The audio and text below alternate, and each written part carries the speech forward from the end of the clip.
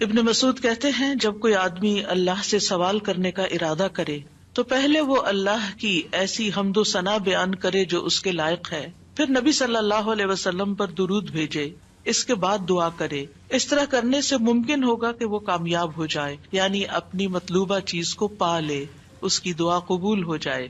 حضرت علی رضی اللہ عنہ کہتے ہیں ہر دعا روک دی جاتی ہے یہاں تک کہ محمد صلی اللہ علیہ وسلم پر درود پڑھا جائے۔ یہ ان کے احساسات ہیں اور وہ سمجھتے ہیں کہ یہ درود ہی دعاؤں کو آگے بڑھانے والا ہے۔ مناوی کہتے ہیں کل دعاء محجوب، یعنی ہر دعا سے قبولیت روک دی جاتی ہے یہاں تک کہ دعا کرنے والا نبی صلی اللہ علیہ وسلم پر درود پڑھتا ہے، یعنی دعا اللہ کی طرف نہیں اٹھتی یہاں تک کہ اس کے ساتھ نبی صلی اللہ علیہ وسلم پر درود کو نہ ملایا جائے، کیونکہ درود دعا کی قبولیت کا وسیلہ ہے۔ ہم نے دعا کی اہمیت اور آداب میں پڑھا تھا کہ کچھ وسیلے ایسے ہیں جو جائز ہیں اور کچھ وسیلے ایسے ہیں جو درست نہیں ہیں۔ تو جائز وسیلوں میں سے ایک وسیلہ کیا ہے کہ ہم درود پڑھیں تاکہ ہماری دعا آگے بڑھے۔ دعا میں درود کی وجہ سے اللہ سبحانہ وتعالی ہماری ساری ضروریات کے لیے کافی ہو جاتا ہے۔ صحیح الترغیب والترہیب میں آتا ہے ایک شخص نے عرض کیا، اے اللہ کے رسول صلی اللہ علیہ وسلم، کیا میں اپنی دعا کا تہائی یعنی 1/3 حصہ آپ پر درود پڑھنے کے لیے مقرر کر دوں؟ آپ نے فرمایا ہاں اگر تم چاہو تو۔ اس نے کہا 2/3 2/3؟ آپ نے فرمایا ہاں اگر تم چاہو۔ اس نے کہا اگر میں ساری دعا درود کے لیے مقرر کر دوں؟ تو رسول اللہ صلی اللہ علیہ وسلم نے فرمایا پھر تو اللہ تمہاری دنیا اور آخرت کے غم و فکر کے لیے تمہیں کافی ہو جائے گا۔ اس کا یہ مطلب نہیں ہے کہ ہم پھر کوئی دعا مانگے ہی نہ، اس کا مطلب یہ ہے کہ زیادہ سے زیادہ درود پڑھیں، یعنی دعائیں تو ہم مخصوص وقت میں پڑھتے ہیں یا پھر جب کوئی ضرورت پیش آتی ہے، لیکن درود ہم ہر وقت پڑھ سکتے ہیں، یعنی ہماری روزانہ کی جو روٹین ہے چلتے پھرتے اٹھتے بیٹھتے، کیونکہ کچھ لوگوں نے اس کے ساتھ بھی بڑی پابندیاں عائد کی ہوئی ہیں کہ بغیر وضو کے درود نہ پڑھا جائے، سر پہ دوپٹے کے بغیر درود نہ پڑھا جائے، راستے میں کہیں درود نہ پڑھے۔ ایسا کچھ نہیں ہے، دعا ہو، ذکر ہو، درود ہو، وضو کے ساتھ، وضو کے بغیر، راستے میں، سوتے جاگتے اٹھتے بیٹھتے ہر جگہ پڑھ سکتے ہیں۔ صرف یہ ہے کہ نماز جو ہے وہ وضو کے بغیر نہیں ہوتی، وہ پوری طرح سطر ڈھانکے بغیر نہیں ہوتی۔ آپ لمبی سے لمبی نماز پڑھ رہے ہیں لیکن آپ نے ایسا دوپٹہ اوڑا ہوا ہے کہ آپ کے بال جھلک رہے ہیں تو آپ کی نماز نہیں ہوگی، آپ کی محنت ضائع ہو جائے گی۔ لیکن درود شریف کے وقت اگر آپ کام کر رہے ہیں، مثلا کھانا پکا رہے ہیں اور آپ نے دوپٹہ اتار کے ایک طرف رکھا ہوا ہے کہ بار بار وہ بیچ میں اٹک رہا ہے تو کوئی حرج نہیں، سر ننگا بھی ہے تو درود شریف پڑھ سکتے ہیں۔ تو درود شریف پڑھتے رہنے سے انسان کے سارے مسائل حل ہو جاتے ہیں، خاص طور پر اگر آپ کے دل پر بوجھ ہے، غم ہے، پریشانی ہے تو درود ان چیزوں کو دور کرنے والا ہے، ان کا ازالہ کرنے والا ہے۔ یہ دنیا اور آخرت کی خیر کو جمع کرنے والا ہے، کیونکہ اللہ تعالیٰ جس کو غم اور فکر میں کافی ہو جائے تو ایسا شخص دنیا اور آخرت دونوں کی پریشانیوں سے نکل جائے گا، کیونکہ نبی صلی اللہ علیہ وسلم نے درود کی فضیلت کیا بتائی کہ پھر اللہ تعالیٰ اس کو دنیا اور آخرت کے ہم و غم کے لیے کافی ہو جائے گا، یعنی پھر سارے معاملات آپ کے اللہ کے سپرد ہو جائیں گے۔ یعنی اذن یکفیک اللہ ما اہمک، تمہاری دینی، دنیاوی، اخروی معاملات، ہر چیز میں جو پریشانیاں ہیں انشاءاللہ وہ دور ہو جائیں گی۔ اس کی وجہ کیا ہے؟ اس کی وجہ یہ ہے کہ انسان اللہ سبحانہ تعالیٰ کی طرف متوجہ ہوتا ہے اور ایک محسن کے احسانات کو یاد کرتا ہے، یعنی جیسے شکر نعمتوں کو بڑھاتا ہے نا، لئن شکرتم لازیدنکم، اگر تم نے شکر ادا کیا تو میں تمہیں کیا کروں گا؟ اور نعمتیں دوں گا۔ درود شریف کیا ہے؟ اگر آپ غور کریں تو درود کیا ہے؟ درود دراصل نبی صلی اللہ علیہ وسلم کے ہم پر جو احسانات ہیں کہ آپ نے ہمیں ایمان سے روشناس کیا، قرآن سے روشناس کیا، حکمت سے روشناس کیا اور ہماری خاطر دعائیں کی، بے شمار احسانات ہیں نا آپ صلی اللہ علیہ وسلم۔ آج ہم آپ کو کیا بدلہ دے سکتے ہیں؟ کس شکل میں بدلہ دے سکتے ہیں؟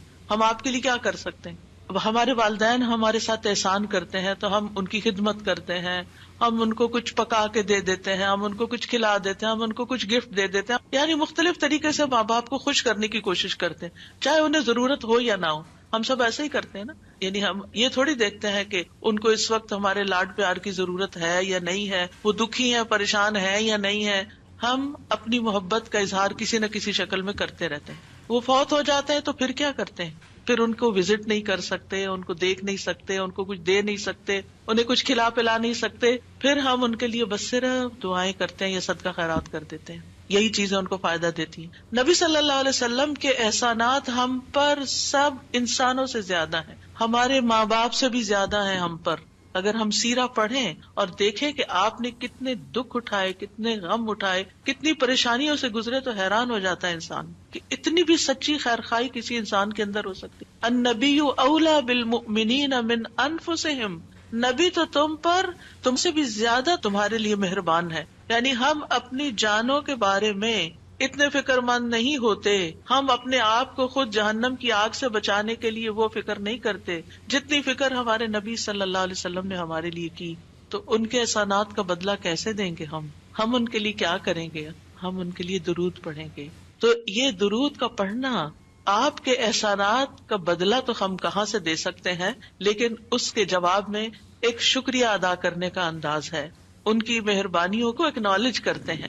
کیونکہ جو شکر گزار انسان ہوتا ہے وہ دنیا میں بھی مطمئن ہوتا ہے، اس کی ایک فلفلمنٹ ہوتی ہے، اور پھر یہ ہے کہ اس کے آگے کے مرحلے بھی آسان ہوتے. وہ جس کے ساتھ بھی شکر گزاری کا معاملہ کرتا ہے، عام انسانوں کے ساتھ بھی، تو وہ ان کا محبوب بن جاتا ہے. تو جب ہم اللہ تعالیٰ کا شکر ادا کرتے ہیں تو کیا ہم اللہ کے محبوب نہیں ہوں گے؟ جب ہم رسول اللہ صلی اللہ علیہ وسلم کا شکریہ ادا کرتے ہیں، اور شکریہ ادا کرنا صرف زبان سے تھینک یو کہنا نہیں ہوتا، وہ مختلف طریقے سے کسی کو دعا دینا بھی.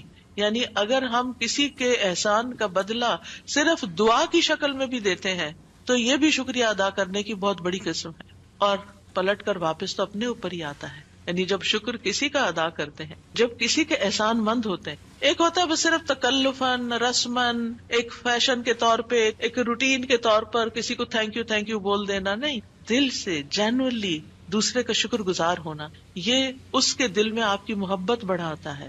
اس میں آپ کی نیت یہ نہیں ہوتی کہ وہ مجھ سے محبت کرے، نہیں، آپ اس کو اکنالج کر رہے ہوتے ہیں، اس کا احسان مان رہے ہوتے ہیں، اور اللہ تعالیٰ اس کے دل میں آپ کی محبت ڈال دیتا ہے. اور جو ناشکرے انسان ہوتے ہیں، جو ناقدرے ہوتے ہیں، سب سے پہلے تو ہم اللہ ہی کے حق میں ناقدرے، وما قدر اللہ حق قدری، ہم نے اللہ کی قدر ہی نہیں کی جیسا قدر کرنے کا حق ہے. ہم نے نبی صلی اللہ علیہ وسلم کی قدر ہی نہیں کی جیسا کہ قدر کرنے کا حق ہے. تو ہماری یہ تسبیحات اور ہمارا یہ درود شریف اس قدر کی طرف بڑھنے کا ایک چھوٹا سا جسچر ہے کہ ہم واقعی اس بات کو مانتے ہیں کہ ان کے ہم پر احسانات تھے. لہٰذا جب ہم درود پڑھتے ہیں تو اس کا مطلب یہ ہے کہ ہم نے باقی چیزیں چھوڑی اور ہم آپ کا حق ادا کرنے کی طرف متوجہ ہو گئے.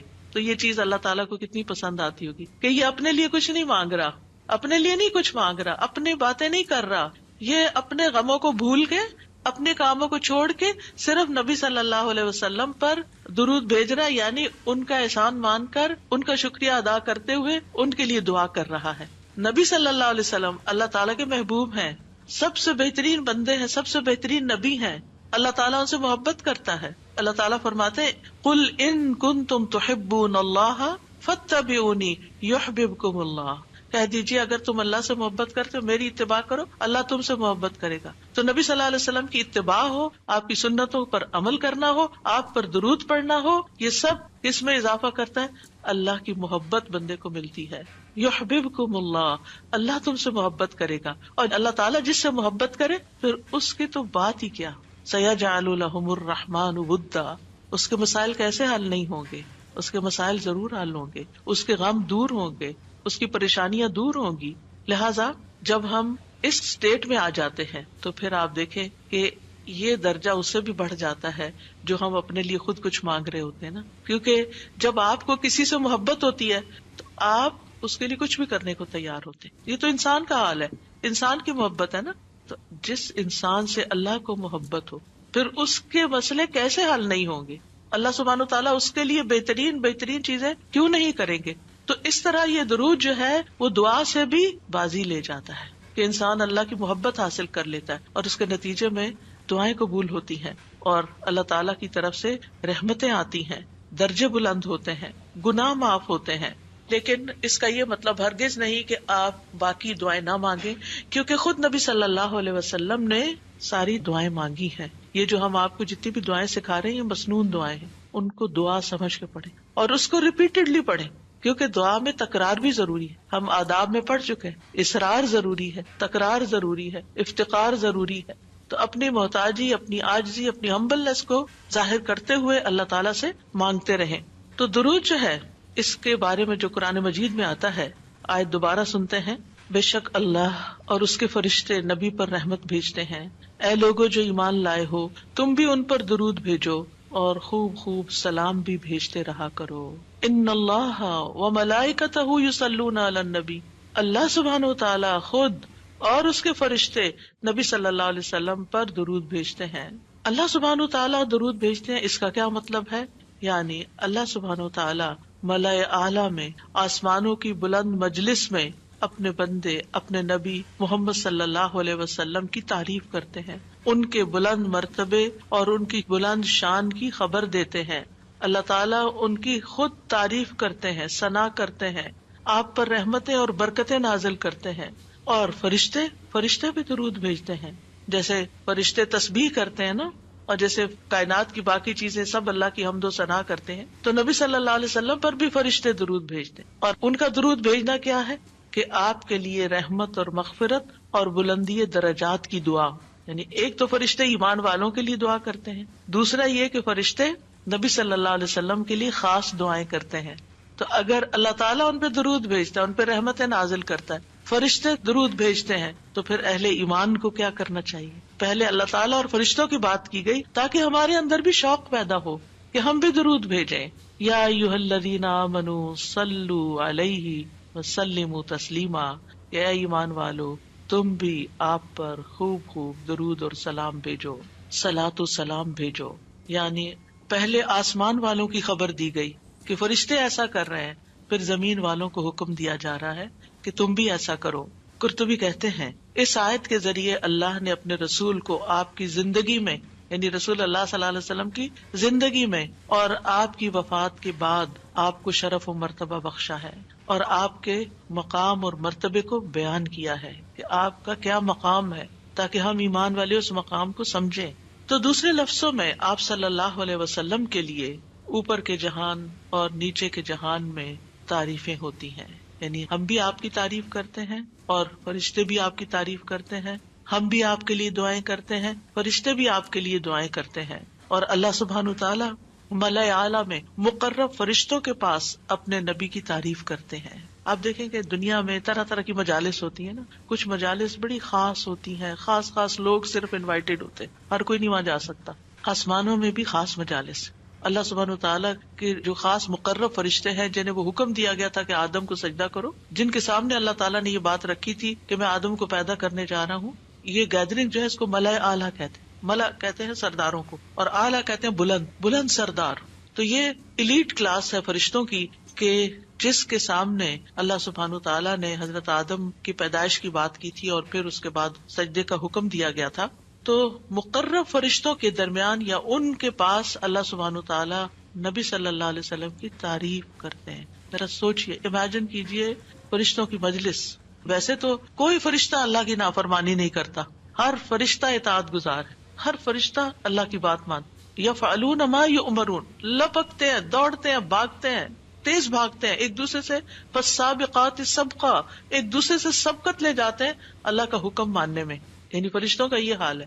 لیکن ان کی کیٹیگریز ہیں. سورۃ فاطر کے شروع میں کیا آتا ہے؟ جاعل الملائکۃ رسلا اولی اجنحۃ مثنی وثلاث ورباع ویزید فی الخلق ما یشاء. 2 پروں والے فرشتے بھی ہیں, 3 والے بھی ہیں, 4 والے بھی ہیں, اور پھر اللہ جتنی چاہتا ہے بڑھا دیتا ہے. جبریل علیہ السلام کے تو 600 پر ہیں. سوچئے کیا کیفیت ہوگی ان کی. اور پھر جو حاملین عرش فرشتے ہیں, ان کے کندھے سے لے کے یہاں کان کی لو تک 700 سال کا فاصلہ ہے. اتنا عرصہ کوئی سفر کرتا رہے. اب آپ خود سوچیں کہ اتنے بڑے فرشتے ہیں وہ, ان کے سامنے اللہ سبحانہ و تعالی محمد صلی اللہ علیہ وسلم کی تعریف فرماتے ہیں. آپ کے مقام کا اندازہ کریں. کیا ہم نے قدر کی اپنے نبی کی؟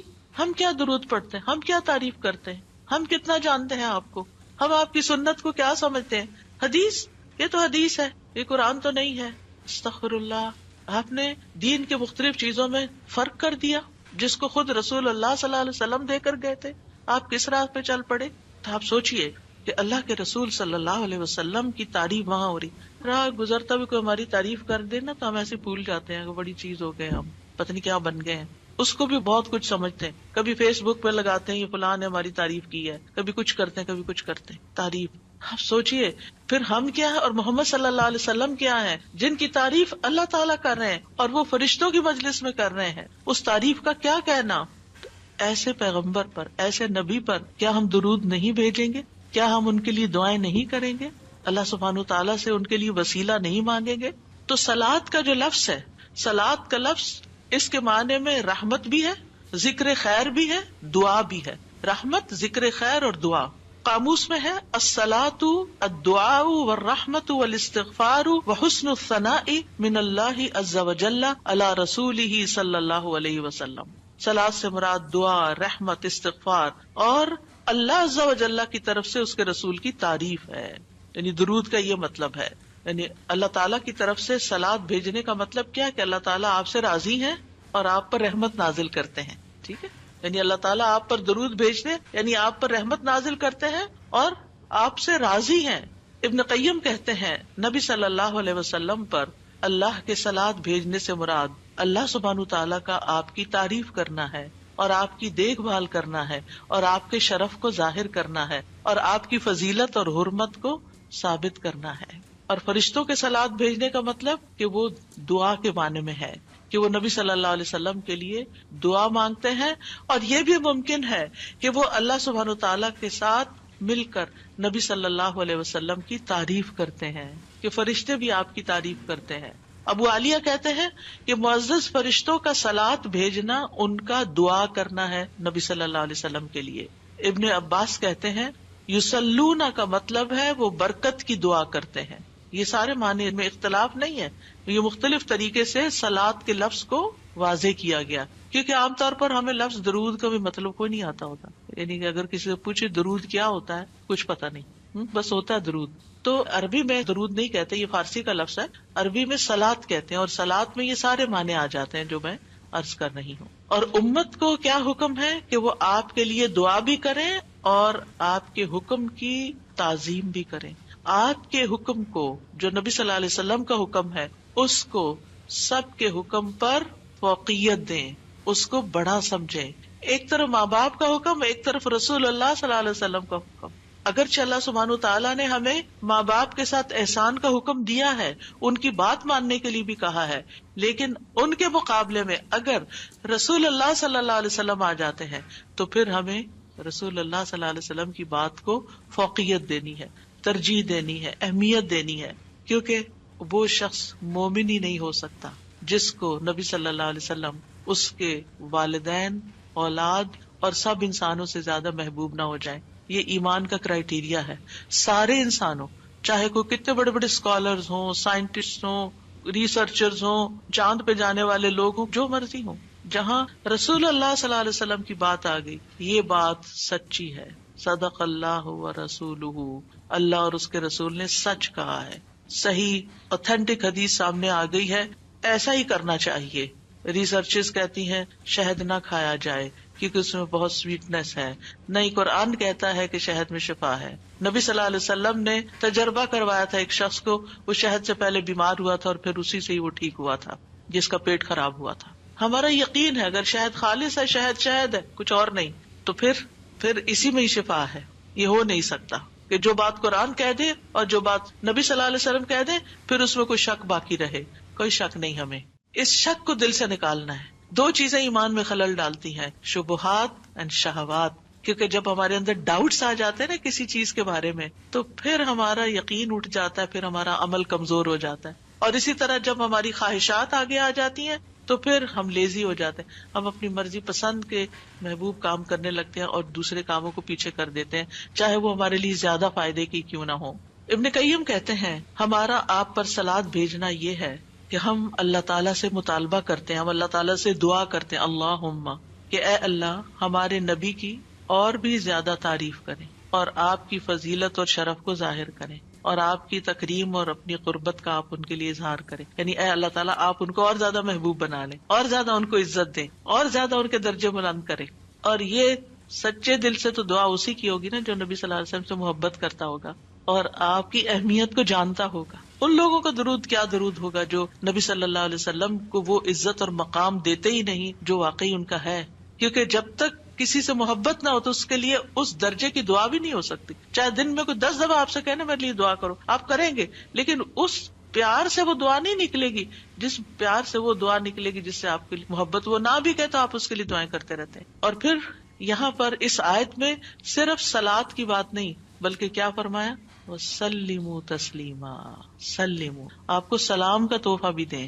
صرف صلاۃ نہیں بلکہ سلام بھی کریں. تسلیم کا کیا مطلب ہے کہ آپ پر خیر و برکات نازل ہوں، آپ پر اللہ کی رحمتیں ہوں، سلامتیاں ہوں، اور آپ ہر طرح کی تکالیف اور آفتوں سے محفوظ رہیں، ہر طرح کے نقائص سے پاک رہیں.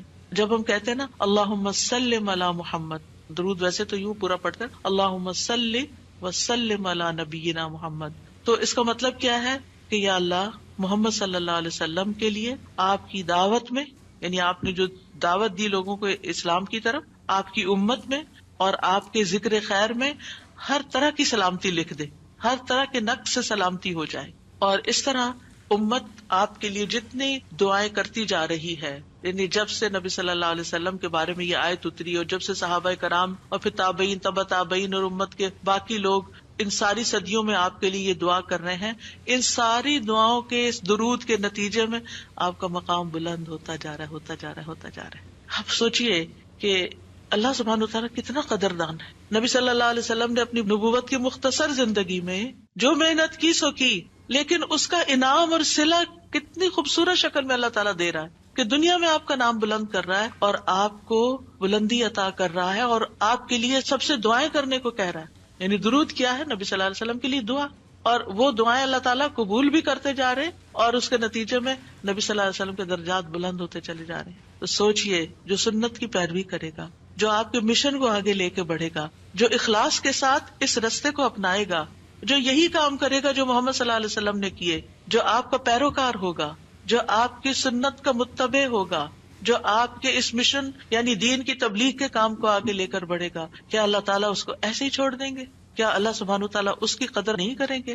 ہم سب انسان کسی نہ کسی طرح دنیا میں بلندی چاہتے ہیں، کوئی ڈگری کے ذریعے، کوئی مال کے ذریعے، کوئی کسی ذریعے دوسروں سے آگے نکلنا چاہتا ہے، بلند مرتبہ ہونا چاہتا ہے، لیکن اس راستے کو چھوڑ دیتے ہیں کیونکہ اس راستے کو بظاہر یوں لگتا ہے کہ اس سے کیا ملے گا ہمیں، اس سے کون سی بلندی مل جائے گی، اور اس طرح ہم نبی صلی اللہ علیہ وسلم کے طریقہ کار کو چھوڑ کر اور طریقوں کو اختیار کرنے لگتے ہیں. ہم سمجھتے ہیں شاید اس میں زیادہ خیر ہے یا اس سے ہمیں زیادہ بھلائی یا کوئی بڑائی مل جائے گی. نہیں، اصل بات یہ ہے کہ ہمیں جو عزت یہ دین دے سکتا ہے، جو مرتبوں کی بلندی، جو اللہ کی رحمتیں، جو خیر اور لازوال نعمتیں جنہیں کبھی ختم نہیں ہونا، جو اس راستے سے مل سکتی ہیں، وہ دنیا میں کوئی اور راستہ ہے ہی نہیں ان سب نعمتوں کو پانے کا.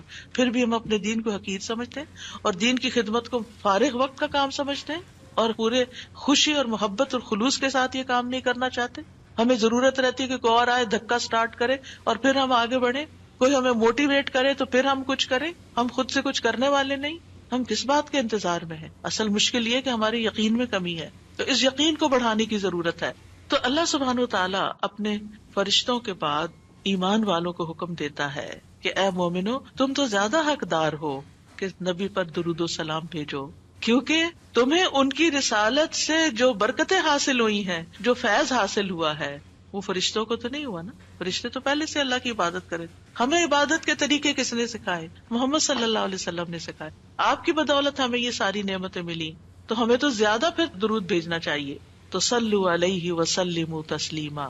آپ کا حق اور آپ کی عزت اور آپ کی قدردانی صرف یہ نہیں کہ ہم آپ کی شان میں کوئی گستاخی نہ کریں یا کوئی گستاخی کرے تو اس کے پیچھے پڑ جائیں. آپ کا مقام اس سے زیادہ کا متقاضی کہ آپ پر درود و سلام بھیجا جائے. اور یہ قرآن سے بھی ثابت، اور یہ سنت سے بھی ثابت، اور یہ فرشتوں کا طریقہ بھی ثابت. اسی لیے آپ دیکھیں کہ نماز کے اندر درود پڑھنا واجب ہے، واجب ہے. اگر آپ نے اتحیات پڑھ کے سلام پھیر دیا، درود نہیں پڑھا، تو آپ کی نماز ناقص ہے. لیکن اگر آپ کو وضو ٹوٹ رہا ہے مثال کے طور پر، اور آپ سوچتے ہیں کہ اب اگر میں اس موقع پر میری نماز جاتی ہے تو میں کیا کروں گا، تو اگر آپ صرف اتنا بھی پڑھ دیتے ہیں نا، اللہم صلی وسلم علی نبینا محمد، اور سلام پھیر دیتے ہیں، نماز ہو جاتی ہے. تو یہ یعنی عام حالات میں بھی ہم درود پڑھ سکتے ہیں، اور نماز میں تو پڑھنا ہی پڑھنا ہے، اور پھر اذان کے بعد اور مختلف مواقع پر انشاءاللہ دیکھتے ہیں۔ شیخ سعدی کہتے ہیں آپ صلی اللہ علیہ وسلم پر درود بھیجنا اللہ سبحانہ وتعالیٰ اور اس کے فرشتوں کی اقتداء ہے، اور جو حقوق ہم پہ عائد ہوتے ہیں اس کا بدلہ دینا بھی مقصود ہے۔ آپ کی محبت اور آپ کی تکریم کی علامت ہے، جو آپ سے جتنی محبت کرے گا اتنا ہی درود بھیجے گا۔ پھر یہ اجر و ثواب کے حصول کا ذریعہ بھی ہے۔ سبحان اللہ، یعنی جب کوئی انسان شکر گزار ہوتا ہے، قدردان ہوتا ہے، تو اللہ تعالیٰ اس کی کیسی قدردانی کرتے ہیں۔ درود ہم آپ پر پڑھتے ہیں، ثواب ہمیں مل رہا ہوتا ہے، کوئی احسان نہیں ہے کسی پر، آپ کو بھی ساتھ ہی فائدہ ہو گیا۔ اور پھر یہ ایمان کی علامت ہے، کیونکہ جو آپ سے محبت نہیں کرتا اس کا ایمان مکمل نہیں۔ اور پھر آپ کی توقیر جس کا حکم اللہ تعالیٰ نے دیا اس کی علامت بھی ہے، لِتُؤْمِنُوا بِاللَّهِ وَرَسُولِهِ وَتُعَزِّرُوهُ وَتُوَقِّرُوهُ وَتُسَبِّحُوهُ بُكْرَةً وَأَصِيلًا، تاکہ تم اللہ اور اس کے رسول پر ایمان لاؤ اور اس کی مدد کرو اور اس کی تعظیم کرو اور دن کے شروع اور آخر میں تسبیح کرو۔ نبی صلی اللہ علیہ وسلم کے امت پر جو احسانات ہیں ان کا تھوڑا سا ذکر کرنا اس لیے ضروری ہے تاکہ یاد تازہ ہو جائے کہ آپ کے ذریعے میں کیا کیا فیض ملا۔ سب سے بڑی بات یہ کہ وہ ہمارے بارے میں بڑے رحیم و شفیق تھے۔ لَقَدْ جَاءَكُمْ رَسُولٌ مِّنْ أَنفُسِكُمْ عَزِيزٌ عَلَيْهِ مَا عَنِتُّمْ حَرِيصٌ عَلَيْكُمْ بِالْمُؤْمِنِينَ رَءُوفٌ رَحِيمٌ۔ لوگوں تمہارے پاس تمہیں میں سے ایک رسول آیا ہے، اگر تمہیں کوئی تکلیف پہنچے تو اسے گراں گزرتی، اس کو تکلیف ہوتی ہے۔ کیا ہمارے اندر بھی دوسروں کے لیے ایسے احساسات ہیں کہ کسی کو تکلیف پہنچے تو ہمیں تکلیف ہو جائے؟ نبی صلی اللہ علیہ وسلم کو ایمان والوں کی تکلیف سے تکلیف پہنچتی تھی۔ وہ تمہاری فلاح کا حریص ہے۔ ہم ہیں لوگوں کی فلاح کے حریص کہ ان کو ہدایت ہو جائے، یہ دین کی طرف آ جائے۔ مومنوں پر نہایت مہربان اور رحم کرنے والا ہے۔ یہ ہیں ہمارے رسول جن کی گواہی اللہ تعالیٰ نے دی کہ ان کے اندر کے جذبات لوگوں کے لیے کیا ہیں اور ان کا مشن کیا، اور وہ چاہتے کیا ہیں آپ کے لیے، اور وہ کتنے شفیق اور مہربان ہے۔ یعنی ایک دائی کی بنیادی صفت ہونی چاہیے کہ وہ دوسروں سے محبت کرنے والا ہو، دوسروں کی خیر کرنے والا ہو۔ ہم بعض اوقات دین کا کام کرتے ہوئے اتنے پروفیشنل ہو جاتے ہیں کہ ہماری ٹون بھی بڑی اسپارٹ ہو جاتی ہے اور ہمارا انداز بھی بڑا تحکمانہ ہو جاتا ہے۔ ہم سمجھتے ہیں کہ ہم صحیح معنی میں خدمت کر رہے ہیں، نہیں، کہیں ایسا نہ ہو کہ اس کی وجہ سے لوگ دین سے ہی دور ہو جائیں۔ نبی صلی اللہ علیہ وسلم کا یہ طریقہ نہیں تھا۔ اللہ کی قسم، ہم جتنے سنت کے زیادہ قریب ہوں گے اتنے ہی زیادہ ہم دین کو فائدہ پہنچانے والے ہوں گے، اور جتنے سنتوں سے دور ہو جائیں گے اور آپ کے طریقے سے دور ہو جائیں گے، آپ سے بھی اتنے ہی دور ہو جائیں گے اور دین کو بھی اتنا ہی نقصان پھر دیں گے۔ نبی صلی اللہ علیہ وسلم مومنوں پر ان کی جانوں سے بھی زیادہ قریب ہیں۔ النبی اولیٰ بالمؤمنین من انفسہم وازواجہ امہاتہم۔ یہ نبی مومنوں پر ان کی جانوں سے زیادہ حق رکھنے والا ہے اور اس کی بیویاں ان کی مائیں ہیں۔ نبی صلی اللہ علیہ وسلم نے فرمایا، دنیا میں کوئی مومن ایسا نہیں جس سے میرا دنیا اور آخرت میں سب سے زیادہ قریب کا رشتہ نہ ہو۔ اگر چاہتے ہو تو یہ آیت پڑھ لو۔ یعنی صرف اس دور کے لوگوں کے لیے نہیں تھے آپ قریب، بلکہ ہمارے لیے بھی ہیں۔ فرمایا یہ آیت پڑھ لو، النبی اولیٰ بالمؤمنین من انفسہم۔ نبی مومنوں پر ان کی جانوں سے بھی زیادہ قریب ہیں، لہٰذا جو کوئی مومن مر جائے اور مال چھوڑ جائے تو وہ اس کے خاندان کو ملے گا، اس کے وہ وارث ہوں گے، اور جو قرض یا عیال چھوڑ جائے وہ میرے پاس آئے، میں اس کا بندوبست کروں گا۔ آج کوئی حکمران، کوئی لیڈر ایسا ہے جو یہ کہے کہ تمہارا کوئی فوت ہو جائے، جو وہ چھوڑے وہ سب تمہارا، لیکن اگر کوئی تمہاری ضرورت ہے تو میرے پاس آ جاؤ؟ ایسی خیرخواہی محمد صلی اللہ علیہ وسلم کے اندر تھی اپنے ساتھیوں کے لیے۔ آپ امت کے لیے روتے تھے۔ نبی صلی اللہ علیہ وسلم نے ابراہیم علیہ السلام کے بارے میں یہ آیت پڑھی، رب انہن اضللن کثیرا من الناس فمن تبعنی فانہ منی، کہ اے میرے رب ان بتوں نے بہت سے لوگوں کو گمراہ کر دیا ہے، تو جو میری پیروی کرے وہ مجھ سے ہوگا۔ اور یہ آیت جس میں عیسیٰ علیہ السلام کہتے ہیں ان تعذبہم فانہم عبادک وان تغفر لہم فانک انت العزیز الحکیم، اے اللہ اگر تو انہیں عذاب دے، یعنی جو میرے پیروکار ہیں، تو تیرے بندے ہیں دے دے، اور اگر تو بخش دے تو بے شک تو عزیز الحکیم ہے۔ نبی صلی اللہ علیہ وسلم نے کیا فرمایا؟ ابراہیم علیہ السلام نے کہا بس وہ میرے ہیں جو میری پیروی کرے۔ عیسیٰ علیہ السلام نے کہا تیرے بندے ہیں، تو چاہے تو سزا دے۔ نبی صلی اللہ علیہ وسلم کو دیکھیے، پھر آپ نے یہ دو آیتیں پڑھ کے اپنے ہاتھ اٹھائے اور فرمایا اے اللہ میری امت، میری امت، امتی امتی، اور آپ رونے لگ گئے۔ یہ آپ کے دل میں امت کے لیے پیار تھا، امت کے دل میں محمد صلی اللہ علیہ وسلم کے لیے کیا محبت ہے۔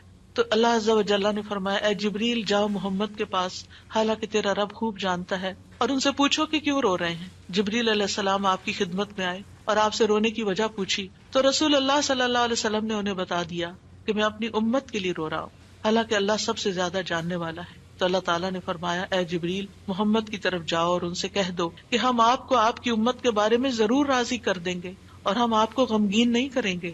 اتنے حریص تھے وہ ہماری نجات کے اور ہماری فلاح کے، تو کیا وہ والدین سے بھی زیادہ پھر مہربان نہیں ہم پر؟ ہمارے ماں باپ ہماری دنیا کا غم کرتے ہیں، ہماری دنیا کی فکریں کرتے ہیں، ان کو کھانا کہاں سے ملے گا، ان کے فلاں چیز کا کیا ہوگا، فلاں چیز کا کیا ہوگا۔ نبی صلی اللہ علیہ وسلم ہماری دنیا کے تو پیچھے ہو گیا نا کہ جس کا عیال ہو قرض دار ہو میرے پاس آ جائے، لیکن ہماری آخرت کی فکر کرتے ہیں کہ میری امت کی بخشش ہوگی کہ نہیں ہوگی۔ ایک دفعہ کوئی لا الہ الا اللہ محمد الرسول اللہ کہہ کر اس دین میں داخل ہو جاتا ہے تو پھر محمد صلی اللہ علیہ وسلم اس کے لیے مہربان ہو جاتے ہیں، اس کے لیے غمگین ہو جاتے ہیں کہ اس کی بخشش ہو جائے۔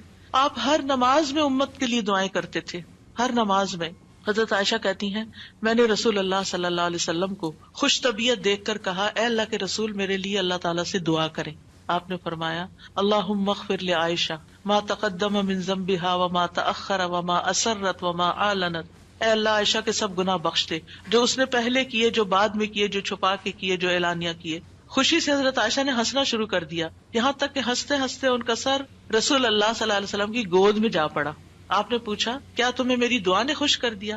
انہوں نے کہا بھلا مجھے کیا ہے کہ آپ کی دعا خوش نہ کرے، آپ کی دعا سے ہی خوش ہوئی ہوں۔ آپ نے فرمایا اللہ کی قسم میں ہر نماز میں اپنی امت کے لیے یہ دعا کرتا ہوں۔ یہ احسانات ہیں آپ کے ہم پر، اور آپ نے اپنی مقبول ترین دعا جو تھی اپنی امت کے لیے محفوظ کر لی۔ نبی صلی اللہ علیہ وسلم نے فرمایا مجھ سے کہا گیا آپ مانگے، کیونکہ ہر نبی نے مانگا ہے، ہر نبی کو ایک مقبول دعا دی گئی ہے کہ جو اللہ تعالیٰ ضرور قبول کرے گا، لیکن میں نے اپنا سوال قیامت کے دن کے لیے مؤخر کر دیا، ڈیلے کر دیا، وہاں جا کے مانگوں گا اور وہ تمہارے لیے ہوگا، اور لا الہ الا اللہ کی گواہی دینے والے ہر شخص کے لیے ہوگا۔ ہمیں اگر اللہ تعالیٰ کی طرف سے یہ پیغام آئے کہ کوئی ایک دعا مانگ لو وہ ضرور قبول ہوگی، تو ہم تو جھٹ سے اپنے لیے کوئی دنیا کی دعا مانگ لیں گے جو جلد ختم بھی ہو جانے والی۔ اس سے آپ کی حکمت کا اندازہ لگائیں اور ہمارے لیے آپ کی محبت کا اندازہ کریں۔ آپ کی وجہ سے امت کو شفاعت ملے گی۔ نبی صلی اللہ علیہ وسلم نے فرمایا مجھے 5 چیزیں ایسی دی گئیں جو مجھ سے پہلے کسی کو نہیں دی گئی، ان میں سے ایک مجھے شفاعت عطا کی گئی، یعنی نبی صلی اللہ علیہ وسلم کو شفاعت کا حق دیا گیا۔ نبی صلی اللہ علیہ وسلم امت کی شفاعت کی خاطر تمام رات فکر مند رہے۔ ابو ذر کہتے ہیں ایک مرتبہ رسول اللہ صلی اللہ علیہ وسلم نے نماز شروع کی اور ساری رات صبح تک ایک ہی آیت رکوع اور سجود میں پڑھتے رہے کہ اے اللہ اگر تو انہیں عذاب میں مبتلا کر دے تو یہ تیرے بندے ہیں، اور اگر تو انہیں معاف کر دے تو تو بڑا غالب حکمت والا ہے۔ جب صبح ہوئی تو میں نے عرض کیا یا رسول اللہ آپ ساری رات صبح تک رکوع اور سجود میں ایک ہی آیت پڑھتے رہے؟ آپ دیکھیے کہ وہ جو سوال اکثر آتا ہے نا کہ سجدے میں قرآنی دعا پڑھ سکتے ہیں یا نہیں، اس کا یہ جواب ہے، ٹھیک ہے، کہ قرآنی آیت جو دعا کی شکل میں ہو وہ پڑھ سکتے ہیں۔ آپ صلی اللہ علیہ وسلم نے فرمایا میں اپنے رب سے اپنی امت کے لیے سفارش کا حق مانگ رہا تھا، یہ دعا کر کے امت کے لیے سفارش کا حق مانگ رہا تھا جو اللہ نے مجھے عطا کر دیا، اور انشاءاللہ یہ ہر اس شخص کو نصیب ہوگی جو اللہ کے ساتھ کسی کو شریک نہیں ٹھہراتا، شرک نہیں کرتا۔ ابن عباس کہتے ہیں رسول اللہ صلی اللہ علیہ وسلم نے فرمایا اللہ نے میرے لیے میری امت کی غلطی اور بھول چوک اور جس پر ان کو مجبور کر دیا جائے اس سے درگزر فرمایا ہے، اور یہ بھی آپ کا ایک احسان ہے ہم پر۔ نبی صلی اللہ علیہ وسلم نے اپنی امت کو مشقت میں نہیں ڈالا، بس وہ کام سکھائے جو وہ کر سکتے تھے آسانی سے۔ آپ صلی اللہ علیہ وسلم نے فرمایا اگر میری امت پر مشقت نہ ہوتی تو میں انہیں ہر نماز کے وقت وضو کرنے کا حکم دیتا، یعنی چاہے وضو ہوتا پھر بھی دوبارہ حکم دیتا، لیکن اگر وضو ہے تو دوبارہ نہ بھی کرو، یہ آسانی دی آپ نے۔ آپ اپنی امتیوں کو آگ سے بچانے کی شدید حرص رکھتے تھے۔ نبی صلی اللہ علیہ وسلم نے ایک مرتبہ فرمایا میری مثال اور لوگوں کی مثال اس شخص کی طرح ہے جس نے آگ روشن کی، جب اس کے چاروں طرف روشنی پھیل گئی تو پروانے اور کیڑے مکوڑے جو آگ پہ گرتے ہیں اس میں گرنے لگے۔ وہ آدمی ان کو آگ سے دور کرتا ہے لیکن وہ اس کے قابو میں نہیں آتے بلکہ آگ میں داخل ہو جاتے ہیں۔ اسی طرح میں تمہاری کمروں سے پکڑ پکڑ کر تمہیں آگ سے روکتا ہوں اور تم اس میں گرتے جاتے ہو، یعنی میں تمہیں روکتا ہوں کہ وہ غلط کام نہیں کرو کہ جو آگ کی طرف لے جانے والے ہیں، اور تم رک نہیں رہے۔ اسی طرح آپ صلی اللہ علیہ وسلم نے اپنے بعد آنے والے امتیوں کے لیے بھی محبت کا اظہار کیا ہے۔ حدیث میں آتا ہے آپ نے فرمایا کاش میں اپنے بھائیوں سے مل پاتا۔ نبی صلی اللہ علیہ وسلم کے صحابہ نے عرض کیا کیا ہم آپ کے بھائی نہیں؟ آپ نے فرمایا تم میرے صحابہ ہو، میرے بھائی وہ لوگ ہیں جو مجھ پر ایمان لائے ہوں گے لیکن میری زیارت نہ کر سکے ہوں گے، یعنی آپ کے بعد دنیا میں آئے ہیں۔ پھر یہ ہے کہ درود شریف پڑھنے کے فائدے کیا ہیں، یہ تو تھا کہ آپ کے احسانات ہیں ہم پر، لہٰذا ہمیں انسان ہونے کی حیثیت سے ہمارے اوپر لازم ہے کہ احسان کا بدلہ چکائے اور ہم آپ پر درود پڑھیں. لیکن ویسے فائدے کیا ہیں؟ ایک بار درود بھیجنے پر 10 رحمتیں ملتی ہیں. صحیح مسلم کی روایت میں آتا ہے. سنن نسائی میں آتا ہے جو شخص مجھ پر 1 مرتبہ درود بھیجے گا اللہ اس پر 10 مرتبہ رحمتیں نازل کرے گا، اس کے 10 گناہ معاف ہوں گے، اس کے 10 درجات بلند ہوں گے. ایک اور روایت میں آتا ہے جو شخص میری امت میں مجھ پر اخلاص سے دل سے 1 بار درود پڑھے گا تو اللہ اس وجہ سے اس پر 10 رحمتیں بھیجے گا اور اس کی وجہ سے اس کے 10 درجے بلند فرمائے گا، اس کے لیے 10 نیکیاں لکھے گا، 10 گناہ معاف فرما دے گا. فائدے ہی فائدے، برکتیں ملیں گی. آپ نے فرمایا مجھ پر درود بھیجا کرو کیونکہ مجھ پر درود بھیجنا تمہارے لیے باعث برکت ہے، اور میرے لیے اللہ سے وسیلہ کا بھی سوال کیا کرو. یعنی جو شخص درود بھیجتا ہے برکت اس پر آتی ہے، انسان کی ذات میں، عمل میں، عمر میں برکتیں آتی ہیں. امام ابن قیم نبی صلی اللہ علیہ وسلم کی ذات پر درود بھیجنے کے بارے میں کہتے ہیں یہ درود بھیجنے والے شخص کی اپنی ذات کے لیے، اس کے عمل، اس کی عمر میں برکت کا سبب ہے، اس کی مصلحتوں اور ضرورتوں کے اسباب میں سے ہے، کیونکہ درود بھیجنے والا اپنے رب سے دعا کر رہا ہوتا ہے کہ اللہ آپ پر اور آپ کی آل پر برکت نازل کرے. تو جب ہم آل پر برکت کی بات کرتے ہیں تو ہم خود بھی بیچ میں سب آ جاتے ہیں اور یہ دعا قبول ہو جاتی ہے، اسی لیے بدلہ بھی اسی کی جنس سے ہوگا. ابن حجر کہتے ہیں کہ طاعون اور دیگر بڑی بڑی وبائی بیماریوں میں سب سے بڑھ کر ان کو دور کرنے والی چیزوں میں سے نبی صلی اللہ علیہ وسلم پر کثرت سے درود بھیجنا ہے. پینڈیمک میں، کووڈ-19 میں ہمیں سب سے زیادہ درود پڑھنا ہے. درود پڑھتے رہیں، کثرت سے پڑھتے رہیں، یہ وبائی امراض دور ہو جائیں گی. ابن الجوزی کہتے ہیں جب اللہ اپنے بندے کے ساتھ خیر کا ارادہ کرتا ہے تو وہ اسے محمد صلی اللہ علیہ وسلم پر درود بھیجنے کی توفیق دے دیتا ہے، کیونکہ پھر خیر اسی پر واپس آنی ہے نا. تو اب توفیق ہو گئی تو خیر و برکت کے دروازے کھل گئے. ایک فرشتے کے ذریعے آپ تک درود پہنچایا بھی جاتا ہے. رسول اللہ صلی اللہ علیہ وسلم نے فرمایا جو شخص 1 بار مجھ پر درود بھیجے گا اللہ اس پر 10 رحمتیں نازل کرے گا. اس پر ایک فرشتہ مقرر ہے، یعنی اس کام پر جو وہ مجھ تک پہنچاتا رہتا ہے. ہر جگہ سے درود پہنچا دیا جاتا ہے، یعنی ضروری نہیں کہ روزے کے پاس جا کے ہی آپ درود پڑھیں، اور اگر روزے پہ جانا نصیب نہیں ہو تو بعض لوگ بہت اپسیٹ ہو جاتے ہیں کہ ہم مدینہ گئے ہیں روزے پہ نہیں جا سکے. کوئی بات ہے، ہم مدینہ میں تو ہے نا، شکر کریں. ہم شکر کرنا بھول جاتے ہیں اور ہم وہ چیز جو نہیں ملی ساری اپنی ایفرٹ انرجی ادھر لگا دیتے ہیں اور اپنا وقت ضائع کر دیتے ہیں. کیونکہ میں یہ بات اس لیے کر رہی ہوں کہ رمضان میں بھی بہت سے لوگ عمرے پہ جائیں گے اور آپ کو لیٹسٹ ریسٹرکشنز کا پتہ ہے کہ جب تک روزے کی بکنگ نہ ملے آپ وہاں نہیں جا سکتے. اب بعض لوگ اس پہ پریشان ہو کے بیٹھ جاتے ہیں، تو پریشان نہ ہو. آپ اس وقت اگر دل میں تنگی تکلیف آئے تو کہ یا اللہ قیامت کے دن مجھے اتنا دور نہ کرنا آپ سے، آج یہاں پہنچ کے بھی میں دور ہوں، قریب نہیں جا پا رہی، تو کہیں ایسا نہ ہو کہ قیامت کے دن دور ہو جاؤں. یہ سبق سیکھنے کی یہ بات، یعنی اچھے برے حالات تھے، لوگ ایک عمرے میں کئی دفعہ جا رہے ہوتے تھے لیکن اب پہنچ کر بھی نہیں پہنچ پاتے. تو نعمتیں تو کبھی بھی جا سکتی ہیں انسان سے. جب نعمت جائے نا، محرومی ہو، تو یہ سوچے کہ اللہ آخرت میں محروم نہ کرنا. دنیا میں ایک چیز لے لیا وہاں نہ لینا، کیونکہ وہ محرومی اصل محرومی ہے. تو ایسے میں آپ دیکھیں کہ اگر آپ 20 میٹر دور بیٹھ کے بھی دروشی پڑھ رہے ہیں نا، مدینہ کے اندر پڑھ رہے ہیں، مکہ میں پڑھ رہے ہیں، کینیڈا میں پڑھ رہے ہیں، یہاں سے بھی آپ کا درود پہنچا دیا جاتا ہے. اللہ تعالیٰ کے ایسے لشکر ہیں، ایسے فرشتے ہیں، سیکنڈز میں آپ کی بات کہاں سے کہاں چلی جاتی ہے. کیا یہ امیزنگ نہیں؟ اللہ تعالیٰ عرش پر ہوتے ہوئے جس کی بلندیوں کا ہم اندازہ بھی نہیں کر سکتے، یہاں ہماری باتیں سن رہے ہیں. اللہ تعالیٰ کے لیے کوئی چیز مشکل نہیں، وہ السمیع البصیر ہے. رسول اللہ صلی اللہ علیہ وسلم نے فرمایا تم کہیں بھی ہو مجھ پر درود بھیجو کیونکہ تمہارا درود مجھ تک پہنچ جاتا ہے. پھر یہ کہ نبی صلی اللہ علیہ وسلم کی سفارش کے مستحق ہو جاتے ہیں وہ جو آپ پر درود بھیجتے ہیں. آپ نے فرمایا جو میرے اوپر درود بھیجتا ہے یا میرے لیے وسیلہ مانگتا ہے قیامت کے دن اس کے لیے میری شفاعت ثابت ہو جائے گی. یہ وسیلہ وہ خاص مقام ہے ایک جنت میں جو صرف ایک شخص کو ملے گا، اور وہ آپ صلی اللہ علیہ وسلم کے لیے ہم مانگتے ہیں کہ وہ سب سے اعلیٰ ترین مقام ہمارے نبی محمد صلی اللہ علیہ وسلم کو ملے. درود نہ پڑھنے والا بخیل ہے. آپ نے فرمایا جس کے سامنے میرا ذکر ہو اور وہ مجھ پر درود نہ بھیجے وہ بخیل ہے. درود نہ پڑھنے والے کے لیے دوری اور رسوائی ہے. مالک بن حویرث کہتے ہیں رسول اللہ صلی اللہ علیہ وسلم ممبر پر چڑھے، جب پہلی سیڑھی پر چڑھے تو فرمایا آمین، پھر دوسری پر چڑھے تو فرمایا آمین، پھر تیسری پر چڑھے تو فرمایا آمین، پھر فرمایا میرے پاس جبریل آئے اور فرمایا اے محمد جس نے رمضان کا مہینہ پایا پھر اس کی بخشش نہ ہو سکی تو اللہ اس کو اپنی رحمت سے دور کر دے. میں نے کہا آمین. جبریل نے بد دعا کی، فرمایا پھر فرمایا جس نے اپنے دونوں والدین میں سے ایک کو یا دونوں کو پایا اور آگ میں داخل ہو گیا، یعنی ان کی خدمت نہیں کی، ان کو راضی نہیں کیا، اللہ اس کو اپنی رحمت سے دور کرے۔ میں نے کہا آمین۔ دعا جبریل مانگ رہے ہیں اور آمین محمد صلی اللہ علیہ وسلم کہہ رہے ہیں۔ فرمایا جس کے سامنے آپ کا ذکر آیا اور اس نے آپ پر درود نہیں پڑھا، اللہ اس کو اپنی رحمت سے دور کر دے۔ کہیے آمین۔ میں نے کہا آمین۔ ایک اور روایت میں آتا ہے وہ شخص رسوا ہوا جس کے سامنے آپ کا ذکر آیا اور اس نے آپ پر درود نہیں پڑھا۔ میں نے کہا آمین۔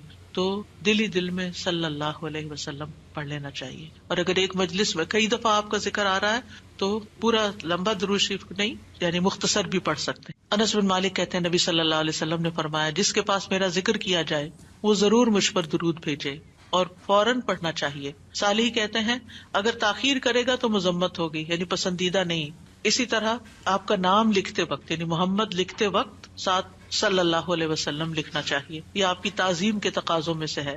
سفیان ثوری کہتے ہیں اگر حدیث کے پڑھنے والے کو کوئی اور فائدہ نہ بھی ہو تو اس کو یہ فائدہ ضرور حاصل ہوتا ہے کہ وہ رسول اللہ صلی اللہ علیہ وسلم پر درود بھیجتا ہے۔ جب تک وہ حدیث کی کتاب پڑھتا رہتا ہے اس پر اللہ کی رحمت نازل ہوتی رہتی۔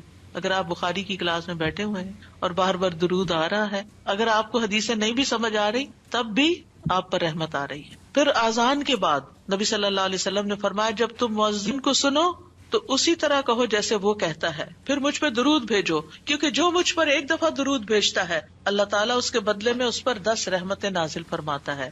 پھر مسجد میں داخل ہوتے وقت نبی صلی اللہ علیہ وسلم جب مسجد میں داخل ہوتے تو پہلے درود و سلام پڑھتے تھے، پھر یہ پڑھتے اللہم اغفر لی ذنوبی وافتح لی ابواب رحمتک۔ اگر ایک سٹینڈی بنوا کے سامنے رکھ دی جائے نا اللہم صلی وسلم علی نبینا محمد اور اس کے نیچے یہ والی دعا لکھ کے، تو اس سے کیا ہوگا کہ جو بھی داخل ہوگا نظر پڑے گی تو ریمائنڈر ہو جائے گا۔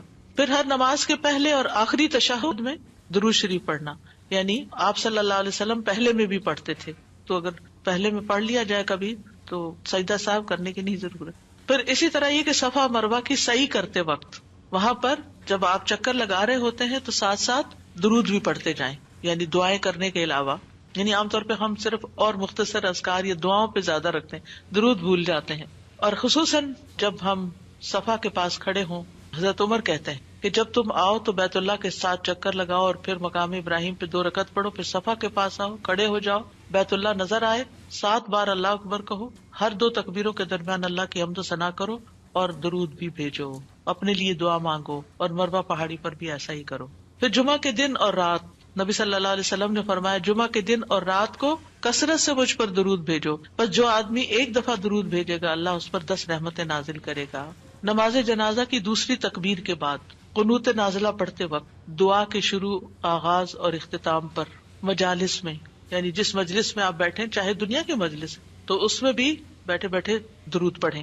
نبی صلی اللہ علیہ وسلم نے فرمایا جو لوگ کسی جگہ پر مجلس کریں، بیٹھے ہیں باتیں کر رہے ہیں لیکن نہ اس میں اللہ کا ذکر کریں نہ اپنے نبی پر درود بھیجیں تو وہ ان کے لیے نقصان کا باعث ہوگی، پھر اگر اللہ چاہے تو انہیں عذاب دے، اگر چاہے تو انہیں بخش دے۔ تو اس لیے درود وہاں بھی ضروری ہے۔ اور ایک اور روایت میں آتا ہے کہ قیامت کے دن ایسی مجلس ان کے لیے حسرت کا باعث ہوگی، اگرچہ وہ اپنے اجر و ثواب کی بنا پہ جنت میں داخل بھی ہو جائیں لیکن انہیں اس مجلس پہ حسرت ہوگا ہم وہاں بیٹھے تھے اور ہم نے ایک دفعہ بھی درود نہیں پڑھا۔ نبی صلی اللہ علیہ وسلم کے علاوہ دیگر انبیاء پر بھی درود پڑھا جا سکتا ہے۔ آپ نے فرمایا اللہ کے نبیوں اور رسولوں پر درود بھیجو، اس لیے کہ اللہ نے انہیں بھی میری طرح مبعوث کیا تھا۔ اور بعض احادیث سے یہ پتہ چلتا ہے کہ جب آپ نبیوں کا تذکرہ کرتے تو ان کے ساتھ صلی اللہ علیہ وسلم کہتے تھے۔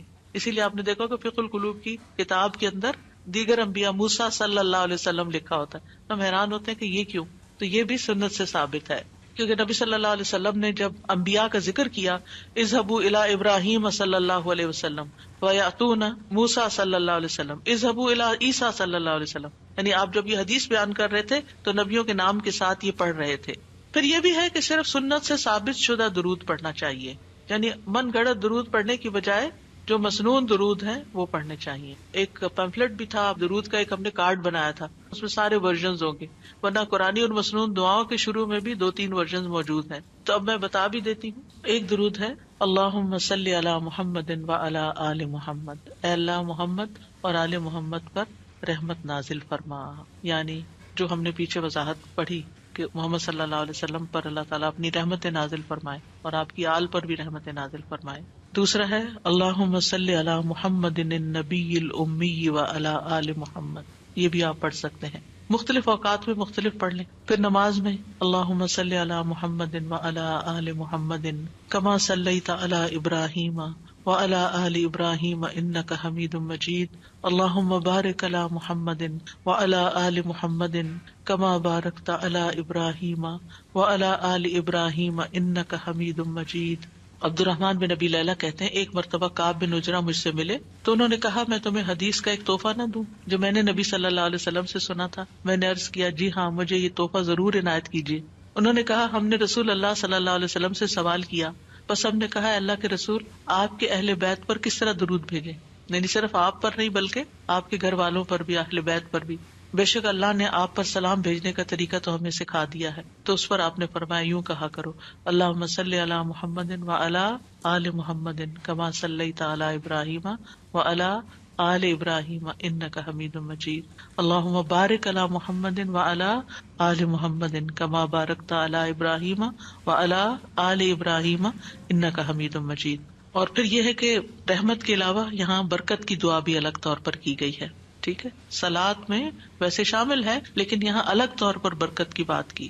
اور انک حمید مجید اللہ سبحانہ تعالیٰ کی تعریف بیان کی گئی ہے. اسی طرح ایک اور درود ہے اللہم صلی علی محمد وازواجہ وذریتہ کما صلیت علی ابراہیم وبارک علی محمد وازواجہ وذریتہ کما بارکت علی آل ابراہیم انک حمید مجید. تو سوال یہ پیدا ہوتا ہے کہ آپ کی ازواج اور ذریت پر کیوں درود بھیجے، ان کے لیے کیوں دعا کرے، کیونکہ وہ آپ کے اس مشن میں آپ کے ساتھ ہی تھے. آپ دیکھیں کہ بعض پیغمبروں کی بیویاں ان کے ساتھ نہیں تھیں، لیکن حضرت ابراہیم کے حضرت ہاجرہ کا کردار آپ سب کو معلوم ہے، کتنی قربانیاں کی انہوں نے، کہ کس طرح اللہ کے حکم کے اوپر ابراہیم علیہ السلام نے جب ان کو ایک صحرا میں چھوڑا تو انہوں نے کوئی شکایت ہی نہیں کی، اسے ایکسپٹ کر لیا، خوشی خوشی ایکسپٹ کیا. اور پھر حضرت سارہ بھی اسی طرح، لیکن حضرت نوح علیہ السلام اور حضرت لوط علیہ السلام کی بیویوں نے ساتھ نہیں دیا. تو نبی صلی اللہ علیہ وسلم کی ازواج نے آپ کا ساتھ دیا، اور خاص طور پر حضرت عائشہ رضی اللہ تعالیٰ عنہ نے کس طرح آپ کے علم کو آگے نصف صدی تک لوگوں کو پہنچایا جو علم کسی اور کے پاس نہیں تھا. اور اسی طرح پھر حضرت فاطمہ اور پھر حضرت فاطمہ کی اولاد، یہ سارے آپ کے خیر میں شریک تھے، یعنی جو آپ کا مشن تھا اس میں آپ کے شریک تھے. اور ویسے بھی آپ دیکھیں کہ گھر والے جو ہوتے ہیں وہ بھی اس خیر میں حصہ پاتے ہیں، یعنی اولاد کو ماں باپ کی نیکیوں میں سے ایک حصہ مل جاتا ہے، ان کی وجہ سے ان کو دنیا میں اور آخرت دونوں میں فائدے ہوتے ہیں. تو اللہ سبحانہ وتعالیٰ سے دعا ہے کہ اللہ تعالیٰ ہمیں نبی صلی اللہ علیہ وسلم کے مقام کو پہچاننے والا بنائے، ہمیں آپ سے سچی محبت عطا فرمائے، اور ہمیں صحیح معنوں میں درود شریف پڑھنے کا حق ادا کرنے کی توفیق دے، اور ہم کبھی بھی درود شریف پڑھتے ہوئے نہ تھکیں. اللہم صلی وسلم وبارک علی محمد، اللہم صلی وسلم وبارک علی محمد، اللہم صلی وسلم وبارک علی محمد، اللہم صلی وسلم وبارک علی محمد، اللہم صلی وسلم وبارک علی محمد، اللہم صلی وسلم وبارک علی محمد، اللہم صلی وسلم وبارک علی محمد. وآخر دعوانا ان الحمد للہ رب العالمین. درود شریف کے بارے میں جو چیزیں آپ نے سیکھی اگر ان کو شیئر کرنا چاہیں تو موسٹ ویلکم. السلام علیکم. استاذہ ایک سوال ہے، جیسے ہم نے پڑھا کہ باقی سارے انبیاء کے نام لیتے ہوئے بھی درود پڑھنا چاہیے، تو ہم یوزلی علیہ السلام کہتے ہیں، جیسے موسیٰ علیہ السلام اور ابراہیم علیہ السلام، تو کیا وہ ہم درود و سلام کی ایک حصے کو لے لیتے ہیں پھر سلام پڑھ دیتے ہیں، تو پھر ہم علیہ السلام تو ٹھیک ہے، صلی اللہ علیہ وآلہ وسلم زیادہ بہتر یعنی کہ علماء نے پھر اس کو نبی صلی اللہ علیہ وسلم کے لیے عمومی طور پر خاص کر دیا. لیکن اگر کوئی کسی اور پیغمبر کے لیے بھی صلی اللہ علیہ وسلم کہے تو ہمیں اعتراض نہیں ہونا چاہیے، حیران نہیں ہونا چاہیے نا. کبھی وہ بلکہ کچھ نریشنز میں تو جبرائیل کے اوپر بھی صلی اللہ علیہ وسلم بالکل پڑھا جا رہا ہے. جی. تو اور دوسرا مجھے یہ پوچھنا تھا کہ جیسے ہم نبی صلی اللہ علیہ وسلم کا نام لکھتے ہیں تو اس پہ جو ہم صاد لکھ دیتے ہیں تو وہ کافی ہوتا ہے صلی اللہ علیہ وآلہ وسلم؟ اشارے کے طور پر کافی ہے، لیکن بہتر یہ کہ پورا لکھا جائے. جی. اور خاص طور پر آپ دیکھیے جب نام لکھا جائے آپ کا نا، محمد لفظ لکھا جائے اس وقت لازماً صلی اللہ علیہ وسلم لکھے. ٹھیک ہے. مجھے اچھی بات لگی ہے کہ اگر ہم نے اپنی محبت نبی کریم صلی اللہ علیہ وسلم کے ساتھ چیک کرنی ہے تو اپنا درود چیک کریں کہ ہم کتنا. جی ہاں، اگر ہم یہ دیکھنا چاہتے ہیں کہ ہمیں واقعی نبی صلی اللہ علیہ وسلم سے کتنی محبت ہے تو پھر یہ دیکھنا چاہیے کہ ہمارے روزانہ کے اوراد میں اور روزانہ کی دعاؤں میں درود کا کتنا حصہ ہے. سر جی میں یہ سوچ رہی تھی کہ ہم اپنی دعاؤں کی قبولیت کے لیے کتنے وسیلے ڈھونڈتے رہتے ہیں، اور یہ کتنا آسان اور جائز وسیلہ ہے. حضرت علی کا قول بھی ہے کہ ہر دعا روک دی جاتی ہے جب تک کہ درود نہ پڑھا جائے. بالکل. دعا مانگنے میں جتنا ہم وقت لگاتے ہیں وہ بھی ہماری عبادت ہے، کیونکہ عموماً ہم نماز پڑھنے میں، قرآن پڑھنے میں تو اتنا ٹائم لگاتے ہیں، لیکن دعا مانگنے میں ہم بہت جلدی کرتے ہیں. تو اگر ہم وہ ٹائم یہ سوچ کے کہ ہم عبادت کر رہے ہیں تو وہ بھی ہمارا اس میں کاؤنٹ ہوگا. بالکل. اور ایک چیز استاد جی کہ جب ہم درود پڑھتے ہیں تو آمین جو ہے وہ کہنا چاہیے یا نہیں؟ کیونکہ بعضوں کو درود پڑھنے کے بعد آمین کہتے ہیں. نہیں، کوئی ایسی چیز تو نہیں آئی. ویسے بھی عمومی طور پر ہم ہر دعا کے بعد آمین کہتے ہیں، تو اس طرح کہہ دیں تو کوئی بات نہیں، لیکن اس کو اس کا حصہ نہ بنائیں. جیسے سورۃ فاتحہ کے بعد آمین کہتے ہیں لازمی طور پر. آپ نے جو بتایا تھا آپ صلی اللہ علیہ وسلم کے احسانات، تو ہم نے کبھی اس پر غور ہی نہیں کیا. اس میں ایک خاص مجھ کو یہی ابراہیم علیہ السلام نے جیسے کہا، پھر عیسیٰ علیہ السلام نے کہا، اور پھر آپ نے ہاتھ اٹھا کر امتیوں کے لیے دعا کی، تو اس کی محبت کو ہم قدر ہی نہیں کرتے. بالکل. ہم نے کبھی احساس ہی نہیں کیا کہ انہوں نے ہمارے لیے کتنی تکلیفیں اٹھائی اور کتنی دعائیں کی، اور ہماری ہدایت کے کتنے حریص تھے وہ. سر جی میں بھی یہ سوچ رہی تھی کہ ہم یہ بھول جاتے ہیں کہ کیا کچھ ہمارے نبی نے ہمارے لیے کیا، اور پھر ہم کچھ نہیں ان کے لیے اور کر سکتے سوائے اس کے کہ ہم ان کے اوپر درود بھیجیں اور ان کو خوش کریں کہ ہم آپ کو یاد کرتے ہیں، آپ ہمارے دلوں میں ہیں، ہم آپ کی سنت کی پیروی کرتے ہیں. سو یہ بات مجھے بہت اچھی لگی کہ ہمیں کچھ کرنے کو مل گیا ایکچولی. بالکل. سازا جی میں سوچ رہی تھی کہ جب آپ نے بتایا کہ نبی کریم صلی اللہ علیہ وسلم اپنی امت کے لیے فلاح کے حریص تھے کہ میری امت بس فلاح پا جائے، تو ہمیں ان کے حریص ہونا چاہیے کہ ان کا وسیلہ مل جائے اور ان کو درود شریف بھیجتے رہیں. تو ہمیں ان کا حریص ہونے کے لیے کثرت سے درود انشاءاللہ. بالکل. اور ویسے بھی یہ ہمارے ایمان کا حصہ ہے. ہمارا ایمان مکمل نہیں ہوتا جب تک ہم نبی صلی اللہ علیہ وسلم سے محبت نہ کریں، اور محبت ہمیشہ اظہار مانگتی ہے. یعنی آپ یہ نہیں کہہ سکتے میرے دل میں فلاں کی محبت ہے اور بس کافی ہے نا، دل میں بتانے کی کیا ضرورت ہے؟ کیا واقعی ایسے نہیں؟ ایک شخص نبی صلی اللہ علیہ وسلم کے پاس اور کہنے لگا کہ مجھے فلاں سے محبت ہے.